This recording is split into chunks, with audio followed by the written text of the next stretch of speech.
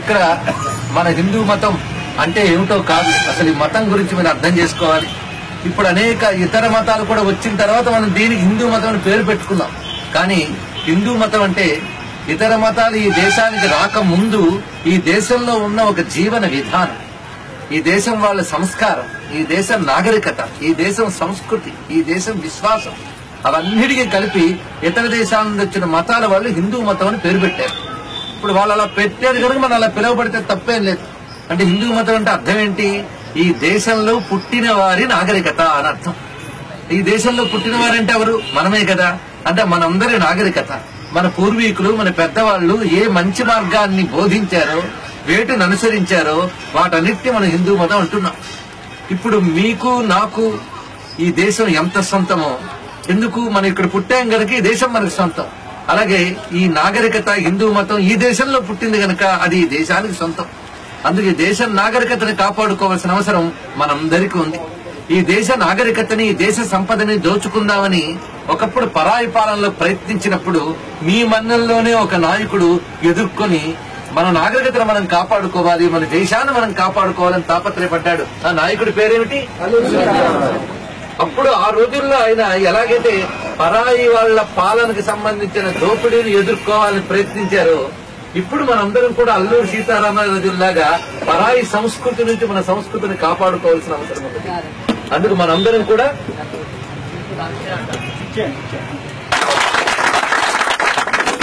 అయితే ఇక్కడ మరొక్కటి తెలుసుకోవాల్సిన ముఖ్యమైన అవసరం ఏముంది అంటే, మనం మన సంస్కారం ఇతర మతాలని గౌరవించడం. ఎందుకంటే ఇప్పుడు మనం మాట్లాడుతున్న ఏ మాట అయినా కూడా ఏ మతాన్ని అవమానించేది కాదు, అన్ని మతాలు గౌరవించదగ్గది. ఎందుకంటే పెద్దవాళ్ళు 4 మంచి మాటలు చెప్తే మనం అయ్యా మీరందరూ ఇలా తిరుగుతుంటే విషయం మాట్లాడకండి, కూర్చోండి. మీరు వెంటనే విని మీకు నచ్చితే వాటిని మీరు పాటిస్తారు, 10 మందికి చెప్తారు. మీకు ఈ మాటలు ఎవరు చెప్పారు అంటే ఆ పెద్ద ఆయన చెప్పాడండి అంటారు. ఓహో, అప్పుడు మీరందరూ పెద్ద ఆయన మతం ప్రకారంగా ఉన్నారనమాట అంటారు. మతం అంటే అభిప్రాయం. అలాగా మనకి విదేశాల్లో ఒక పెద్ద ఆయన మంచి మాటలు 4 చెప్పారు, ఆయన్నే క్రీస్తు అంటారు. మరో పెద్ద ఆయన మహమ్మద్ గారు, ఆయన మంచి మాటలు చెప్పారు, ఆయన మహమ్మద్ ప్రవక్త అని అంటాం. దీన్ని అనుసరించే వాళ్ళు అక్కడ క్రైస్తవులని, అక్కడ మహమ్మదీయులని పిలువబడుతున్నారు. వారందరూ కూడా ఈ దేశానికి పాలన కోసం వచ్చి పాలన చేసి వాళ్ళ మాటలు మనకు చెప్పారు. మనం వినడంలో తప్పేమీ లేదు, వాళ్ళ మంచిని కూడా మనం స్వీకరించవచ్చు. కానీ మనం వాళ్ళగా మారిపోనక్కర్లేదు, ఇది తెలుసుకోవాల్సింది. ఎందుకంటే మారిపోవడం అంటే చాలా దుర్మార్గమైన విషయం. ఇవాళ వారేవో డబ్బులు ఇచ్చారు మీరు చెప్పి కేవలం మారిపోయినంత మాత్రాన ఏం మారిపోతుందో చెప్పండి. ఇవాళ ఎవరో మీకు 10 రూపాయలు ఇచ్చి మీ అమ్మ చాలా పేదది, మీ అమ్మ తిండి పెట్టదు, మీ అమ్మ నిన్ను కొడుతుంది, కాబట్టి మీ అమ్మ కాదు, మా అమ్మ బోళ్లంత డబ్బున్నది, బోళ్లంత చదువుకుంది, ఇక నుంచి మీ అమ్మను తెలిసి మా అమ్మని మీ అమ్మ అని పిలువు అని మిమ్మల్ని మార్చేస్తే నిజంగా మీ అమ్మ మారిపోతుందా? మీరు చెప్పండి. ఇక్కడ మారుతుందండి? ఎందుకు మారదు? మీరు ఏ అమ్మకు పుట్టారో చచ్చే వరకు మీ అమ్మ మీ అమ్మే. అలాగే ఏ మతంలో పుట్టారో చచ్చే వరకు మీ మతం మీ. అయితే వాళ్ళు మన దగ్గరకు వచ్చి మన అమ్మని తిట్టారు అంటే ఎందుకు తిట్టారు? మన అమ్మ మనల్ని బాగు చేయడం కోసం తిట్టారా? అబద్ధం.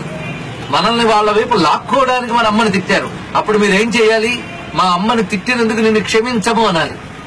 అంతేగాని మా అమ్మ మంచిదవునో కాదో మేము ఒకసారి పరిశీలిస్తామంటే తప్ప కదా. మన అమ్మని ఎవరైనా అంటే మనం క్షమించకూడదు. ఎందువల్ల క్షమించకూడదు? మా అమ్మ గనక, అంతే. అంతేగాని మా అమ్మ మంచిది, మా అమ్మ చెడ్డది కాదు, ఇవన్నీ చెప్పక్కర్లేదు. మా అమ్మని కాపాడుకుంటాం, మా అమ్మని తిరిగితే సహించం అని ఎలా అనాలో మా మతాన్ని తిరిగితే సహించం. మా మతంలో మా పెద్దవాళ్ళందరూ ఎవరిని పూజిస్తున్నారో ఆ రాముణ్ణి తిరిగితే సహించం. మేమందరం కొండకెక్కి మొక్కుకునే మా గోవిందుడిని తిరిగితే సహించం అని చెప్పండి. మీకేమీ తెలియని అమాయకులు మీరు. కష్టం మీరు బతుకుతూ ఉన్నారు, దేవుడిని నమ్ముకుంటున్నారు. ఆ దేవుడి గురించి ఉన్న కథలు అవన్నీ మీకు తెలియవలసిన అవసరం లేదు. మీరు దండం పెట్టుకుని ఆయన దీవెనలు పొందితే చాలు. తెలుసుకున్న పండితులు ఎవరో ఉంటారు, వాళ్ళు మీకు తెలియకపోవచ్చు. కానీ మీ దేవుడి గురించి అవమానిస్తే మీరేం చెప్పాలో తెలుసా? మాకు తెలియదు గాని మా దేవుడు మంచివాడని తెలుసు. మీకొచ్చిన సందేహాలకు సమాధానాలు చెప్పాలి అంటే మా మతంలో పండితులు ఉన్నారు, వాళ్ళని పిలిపిస్తాం, వాళ్ళ దగ్గర మీరు మాట్లాడండి అని చెప్పండి. గాని మీరు మతం మారద్దు. ఉదాహరణకి ఇందాక వారు చెప్తూ ఒక మాట చెప్పాను, నేను వాటిని ఖండించాలి, మీకు ముందు చెప్పాలి. ఒకటి వెంకటేశ్వరుడికి పైనొకరు కిందనొకరు అన్నారే, అది మహాపాపపు మాట. వెంకటేశ్వరుడు మీలాగా నాలాగా మనిషి కాడు, అలాగే వాళ్ళ మతంలో వాళ్ళలాగా ప్రవక్త కాడు. ఇది తెలుసుకోండి. వెంకటేశ్వరుడు అంటే మన మానవ శరీరంలో లేని దైవం. ఆయన ఎక్కడుంటాడంటే మీ కంటితో నా కంటితో చూడలేని వైకుంఠంలో ఉండి ఈ ప్రపంచాన్ని నడిపిస్తున్న నారాయణుడు ఆ వెంకటేశ్వరుడు. ఈ సీడీలో ఉన్న దానికి సమాధానం చెప్తున్నాను. వెంకటేశ్వరుడు అంటే ఎవరు? ఆ నారాయణుడు. మనల్ని అందరినీ అనుగ్రహించడం కోసం భూమికి దిగి వచ్చాడు. ఆయనకి 2 భార్యలు. ఆ 2 భార్యలు ఎవరో నేను మీకు చెప్తాను, మీరు అర్థం చేసుకునే ప్రయత్నం చేయండి. ఎందుకంటే మన మతం అంత తేలికేంది కాదు. నేను ఇప్పుడు మీకు సైన్స్ చెప్తే అర్థమవుతుందా? అర్థం కాదు. సైండ్ వెంకటేశ్వరుడు. కానీ ఆయన పుట్టినవాడు కాదు, ఎవరి చేత దెబ్బతిన్నవాడు కాదు, ఎవరో పొడిస్తే రక్తం కార్చిన వాడు కాదు వెంకటేశ్వరుడు. ఆయన నారాయణుడు. ఆయన మన కోసం భూమికి దిగి వచ్చాడు. ఆ నారాయణుడు అంటే ఎవరో తెలుసుకోండి. ఇక్కడ నారాయణుడు అంటే ప్రపంచాన్ని పాలించేవాడు కదా. ఎవరైనా ఒక పాలన చేయాలంటే వాళ్ళ దగ్గర సంపదా శక్తి ఉంటేనే పాలించగలరు. భగవంతుడికి సంపదా శక్తి ఎవరిస్తారండి? అన్ని మతాలు వాళ్ళు బాగుండాలి. ప్రపంచంలో అన్ని దేశాల్లో అన్ని మతాలు వాళ్ళు కలిసే బతుకుతున్నారు. మన భారతదేశంలో యుగాల నుంచి, కొన్ని వేల సంవత్సరాల నుంచి